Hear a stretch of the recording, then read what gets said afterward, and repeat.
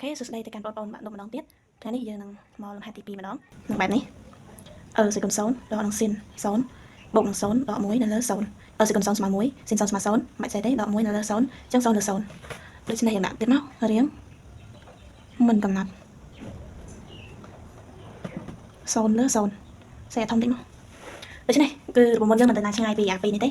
គឺទី1 limit x 0នៃ sin ax នៅលើ ax ស្មើ1ហើយនឹង limit x 0នៃ សេគុណ ax ដក1នៅលើ ax ស្មើ1អញ្ចឹងយើងឃើញថា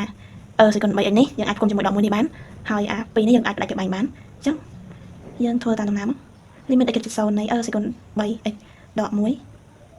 នៅលើ x ដកនឹង sin 2x នៅលើ x បូកនឹង x នៅលើ x ដាក់គ្នាមកហើយដើម្បីចូលរបបមុនយើងនោះគឺយើងថែម3នៅកន្លែងហ្នឹងមកថែម3នៅភាពបែងអញ្ចឹងយើងបានស្វ័យគុណ 3x ដក1នៅលើ 3x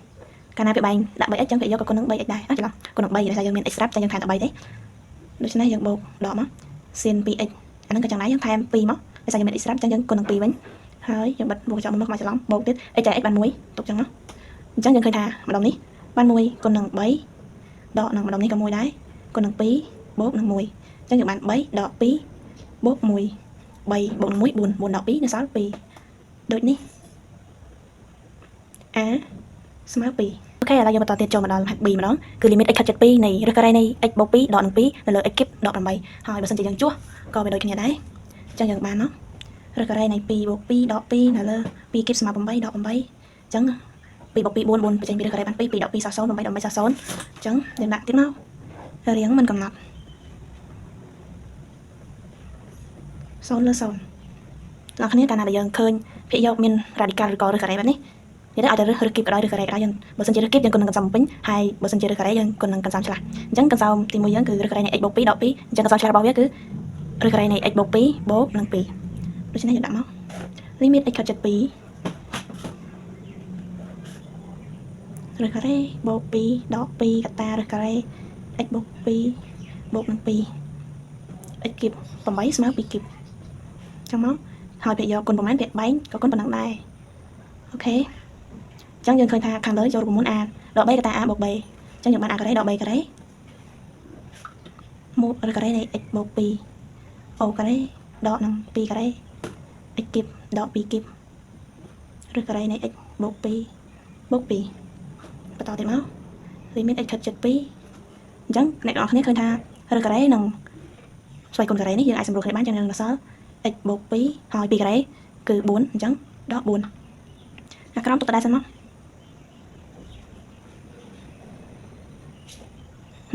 យើងសេទៅមកទឹកមកឲ្យតើវាអស់កន្លែងសេអញ្ចឹងយើងបាន limit x ខិតជិត2បូក2ដក4នៅសល់ដក2អញ្ចឹងយើងបាន x ដក2ហើយអាក្រោម x គីបដក2គីបតដែរមកចាក្រោមយើងប្រើរូបមន្ត a គីបដក3គីបយើងបាន a គីបដក3គីបស្មើ a ដក b កតា a ការ៉េបូក b ការ៉េa គីបដក3គីបស្មើ a ដក b កតា a ការ៉េបូក ab បូក b ការ៉េអញ្ចឹងបូក ab បូក b ការ៉េសម្រួលគ្នាអស់ទៅយកនៅសល់ limit x ខិតជិត2នៃ1នៅលើ x ការ៉េបូក 2x បូក4កតានឹងការ៉េនៃ x បូក2បូកនឹង2ស្មើនឹង1នៅលើយើងចុះ2ចូលទាំងអស់គ្នាអញ្ចឹងយើងបាន2ការ៉េបូកនឹង 2x នេះអញ្ចឹង2គុណនឹង2បូកនឹង4ឬការ៉េនៃ2បូក2បូក2អញ្ចឹងមកអានេះក៏4 4 4 4 3ដល់12គុណនឹងឬការ៉េនៃ4បញ្ចេញមកបាន2 2បូក2 4អញ្ចឹងយើងបាន1នៅលើ48អូខេអ្នកនរគ្នាឥឡូវយើងចូលមកហាត់ C អញ្ចឹងយើងជួសមកយើងបាន2 sin ការ៉េនៃផៃភាគ4ដក1នៅលើ4គុណនឹងផៃភាគ4ដកនឹងផៃអញ្ចឹងអ្នកនរគ្នាដឹងហើយថា sin នៃផៃភាគ4ស្មើនឹង2លើ2អញ្ចឹងអូការ៉េមកដកនឹង1 4សម្រួល4អស់នៅសល់ផៃដកផៃអញ្ចឹង2ទុកដដែលឬការ៉េនៃ2នៅសល់យើងសម្រួលមកនៅសល់2វាបែងការ៉េបាន4ដក1ផៃដកផៃអញ្ចឹង2ដក4 4ចែក4បាន1 1ដក1សល់0ផៃដកផៃសល់0អញ្ចឹងវាមានរៀងមិនកំណត់0លើ0ហើយមួយទៀតយើងដើម្បីកាន់នេះវាបានយើងភាគច្រើនគឺគេតាំងអ្នកនរគ្នាតាំងអីមួយចឹងមកឥឡូវធ្វើអ្នកនរគ្នាយើងតាំងតេអូ sorry តាំងតេស្មើ x ស្មើ 4x ដក pi ពាក្យការដែលខ្ញុំរៀនពាក្យច្រើនគេតាមពាក្យតាម x ខិតចិត្តនេះប៉ុន្តែឥឡូវខ្ញុំឃើញគេថាតាំងពាក្យបែបនេះម្ដងអញ្ចឹងយើងសាកមើលទៅយើងបានអញ្ចឹងមកហើយ 4x ស្មើតេបូក pi អញ្ចឹងនាំឲ្យ 2x ស្មើតេនៅលើ2បូក pi នៅលើ2ដោយសារយើងទាំងអស់គ្នាដោយសារថា2 sin ការ៉េ x នេះវាមិនស្មើ1ដកកុស 2x អញ្ចឹងយើងធ្វើម៉េចឲ្យចេញ 2x នេះតាំងធ្វើម៉េចឲ្យចេញ 2x ដើម្បីងាយស្រួលរកដូច្នេះយើងបានមកគេបាន limit x ខិតចិត្ត pi ភាគ4នៃ2 sin ការ៉េ x ដក1នៅលើ 4x ដក pi យើងបំលែងវាសិនមកអ្នកនរគ្នា1ដកកុស 2x ដកនឹង1នៅលើ 4x ដក pi អញ្ចឹង1ដក1អស់ទៅយើងនឹងសល់ស្មើ limit x ខិតចិត្ត pi ភាគ4នៃដកកុស 2x នៅលើ4ដក pi ហើយកាលណាយើងតាមបែបនេះយើងដាក់ថាបើតាមទៅយើងដាក់នៅក្រោមនេះតែយើងអត់ក្រែងសេយើងដាក់បើ x ខិតចិត្ត pi ភាគ4នាំឲ្យតេខិតចិត្ត0កាលណាយើងជួសនេះជួសកន្លែង pi ភាគ4ទៅវា4អស់ចេញ pi ដក pi អញ្ចឹងតេខិតចិត្ត0ដើម្បីយើងបដូរតម្លៃខិតចិត្តរបស់វាអញ្ចឹងយើងស្មើ limit តេខិតចិត្ត0អញ្ចឹងតម្លៃ 2x ពេលនេះយើងមិនទុក 2x ទេយើងជួសតម្លៃវាចុះមកយើងបានកុសនៃតេលើ2បូក pi ភាគ2នៅលើ4x យើងអាចទៅសេថា2ក្នុង 2x អញ្ចឹងយើងដាក់តេលើ2បូក pi លើ2ចុះដែរមកហើយដក pi ហើយបងប្អូនកាលណាមកបំពេញមកបែបនេះអានេះ pi ភាគ2អញ្ចឹងយើងបូក alpha មួយទៀតយើងចាត់ទុកថាតេលើ2នេះគឺជា alpha អញ្ចឹងយើងបូកបន្តិចមកវានៅកុសវានៅកន្លែងអវិជ្ជមានអញ្ចឹងរូបមន្តរបស់យើងគឺ sin នៃ pi ភាគ2បូក alpha កុសនៃ pi ភាគ2បូក alpha យើងមើលសញ្ញា pi ភាគ2បូក alpha កន្លែងនេះ sin វិជ្ជមានភាសាវានៅលើអញ្ចឹងបូកចឹងមកដល់ពេលកុសគឺអវិជ្ជមានដកចឹងមកហើយ pi ភាគ2ហ្នឹងគឺជាមុំដែលបដូរភេទអញ្ចឹងពី sin ទៅកុសពីកុសទៅ sin អញ្ចឹងយើងបានកុស alpha ហើយនេះដក sin alpha អញ្ចឹងអ្នកអត់ឃើញឆ្នាំអញ្ចឹងមកអញ្ចឹងយើងបាន limit t ខិតចិត្ត0នៃដកកតាហ្នឹងដក sin alpha យើងគឺ t លើ2ហើយក្រោយមានគិតគូមក2សម្រួល2អស់2សម្រួល2នេះក៏អស់អញ្ចឹងយើងបាន t បូក pi ដក pi អូខេដកគុណនឹងដកបានបូកអញ្ចឹងយើងបាន sin t លើ2នៅលើ t អញ្ចឹងយើងដាក់ឲ្យវាចូលរួម limit x ខិតចិត្ត0នៃ sin ax នៅលើ ax ស្មើ1ទៅអញ្ចឹងយើងបាន limit t ខិតចិត្ត0នៃ sin t លើ2នៅលើ t លើ2អញ្ចឹងយើងត្រូវគុណនឹង1ទៅ2វិញដើម្បីឲ្យវាដូចដើមវិញកាលណាយើងគុណមកអានេះនៅពាក្យយកអញ្ចឹងវាស្មើ t គុណនឹង1ភាគ2ដូច្នេះយើងអាចសម្រួលទៅដូចដើមវិញអញ្ចឹងយើងបានហើយម្ដងនេះស្មើ1គុណនឹង1ភាគ2ស្មើ1ភាគ2អូខេដូចនេះ c ស្មើ1ភាគ2ចូលដល់លំហាត់ d អញ្ចឹងយើងចុះដូចដើមដែរមកលំហាត់យើងគឺ limit x ខិតចិត្ត0នៃ1នៅលើ a បូក x អូគីបដកនឹង1នៅលើ a គីបចែកនឹង x អញ្ចឹងយើងចុះតម្លៃ x ចូលមកយើងបាន1នៅលើ0យើងមិនផ្សេងទេយើងបាន a គីបតែម្ដងអញ្ចឹង1ដក a គីបនៅលើ1នៅលើ a គីបដក1នៅលើ a គីបនៅលើ0អញ្ចឹងម្ដងហ្នឹងដកម្ដងហ្នឹងស្មើ0 0លើ0អញ្ចឹងមករៀងមិនកំណត់ទៀតរៀងមិនកំណត់0លើ0បងប្អូនគ្នាឃើញថា1គីបក៏ស្មើ1ដែរអញ្ចឹងយើងឃើញថាវាចូលរួម a គីបដក b គីបអញ្ចឹងយើងដាក់វាមក a គីបដក b គីបស្មើ a ដក b កតា a ការ៉េបូក ab បូក b ការ៉េអញ្ចឹងយើងបាន1នៅលើ a បូក x អានោះទូ a របស់យើងដកនឹង3ទូ3នេះហើយកតា a ការ៉េ1ការ៉េនៅតែ1ដដែលយើងមិនសេទេ a ការ៉េបូក ab អានេះ a អានេះ b បូក b ការ៉េហើយយើងបិទគ្នាមកវិញមក x អញ្ចឹងយើងតម្រូវពាក្យបែងខាងមុខនេះមកយើងបានពាក្យបែងខាងនេះគុណអានេះពាក្យបែងខាងនេះគុណអានេះអញ្ចឹងយើងបាន a ដកនឹងកតា a បូក x នៅលើ a កតា a បូក x គុណនឹង a ការ៉េរបស់យើងហ្នឹង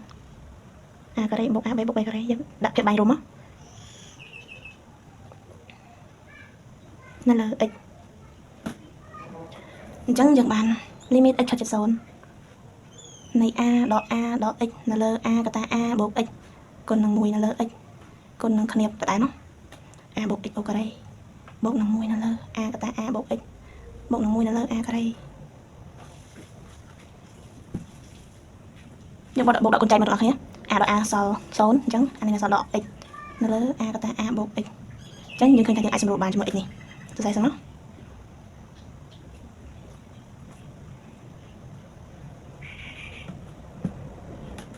យើងសម្រួលគ្នាអស់ហើយ limit x ខិតចិត្ត0នៃដក1នៅលើ a កតា a បូក x គុណនឹងគ្នាដដែលមក a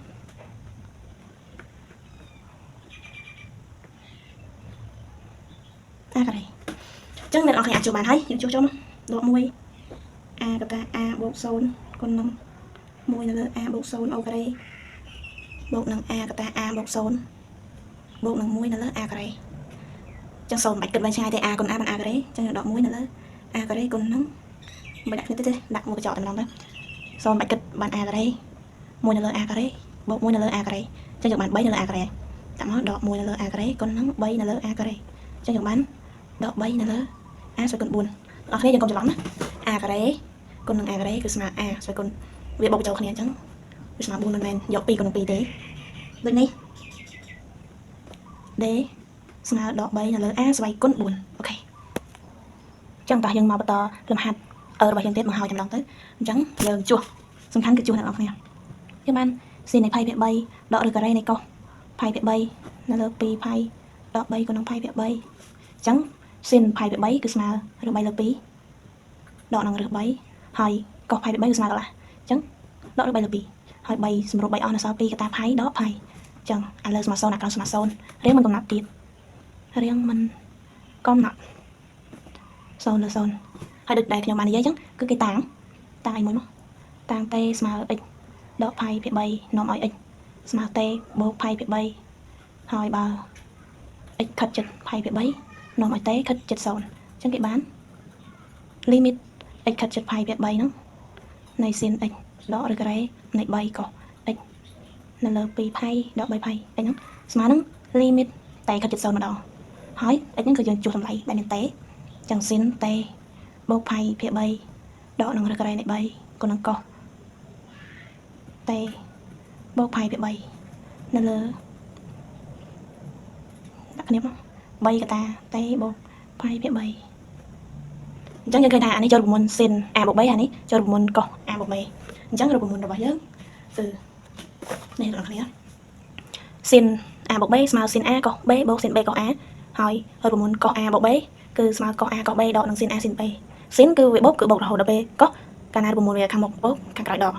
នេះចំណាំទៅអញ្ចឹងយើងបានមក limit t ខិតជិត0នៃ sin a កុស b អញ្ចឹង sin t កុស π ភាគ3បូកនឹង sin 3កុស a sin π ភាគ3កុស t បិទមុខកញ្ចក់មួយមកដកនឹងឬការ៉េដដែលដាក់មុខកញ្ចក់ទៀតអញ្ចឹងយើងមិញគឺកុស a បូក b ស្មើកុស a កុស b ដកនឹង sin a sin b ដូច្នេះយើងបានកុស t កុស π ភាគ3ដកនឹង sin t sin π ភាគ3យើងបាន2ដដែល π ដដែលដក 3t 3សម្រួល3អស់ចឹងនៅសល់ដក π អូខេ t ខិតជិត0អញ្ចឹងយើងអាចជួសតម្លៃខ្លះចូលទៅក្នុងវាដូចជាកុស π ភាគ3អញ្ចឹងវាស្មើកន្លះអញ្ចឹងដាក់តម្លៃចូលមកស្មើកន្លះអញ្ចឹង sin t នៅលើ2ហើយ sin π ភាគ3គឺឬ3លើ2អញ្ចឹងបូកឬ3លើ2កុស t ដកកុស π ភាគ3គឺស្មើកន្លះហើយគុណនឹងឬ3ទៀតអញ្ចឹងឬ3លើ2កុស t ដកគុណនឹងដកបានបូក sin π ភាគ3ស្មើឬ3លើ2ឬ3លើ2អញ្ចឹងឬ3គុណឬ3បានបើឬ3ការ៉េយើងនៅសល់3នៅលើ2 sin t π ដក π អស់អញ្ចឹងនៅសល់ដក 6t យើងឃើញថាពីនេះយើងអាចសម្រួលគ្នាដាច់អញ្ចឹងយើងបាន limit t ខិតជិត0អានេះ1អានេះ3អញ្ចឹង1បូក3 4ដោយសារវា3វាដូចគ្នាអញ្ចឹង4ចែក2បាន2អញ្ចឹងនៅសល់2 sin t នៅលើដក 6t ប្រើរូបមន្ត limit x ខិតជិត0នៃ sin ax នៅលើ ax ស្មើ1អញ្ចឹង sin t យើងមានហើយក្រោមក៏មាន t ដែរអញ្ចឹងយើងបាន limit t ខិតជិត0នៃ sin t នៅលើ t ចឹងមកគុណនឹងដក2លើ6អញ្ចឹងម្ដងនេះស្មើ1 2លើ6នៅសល់ដក1លើ3អូខេទៀតចាសូមអរគុណ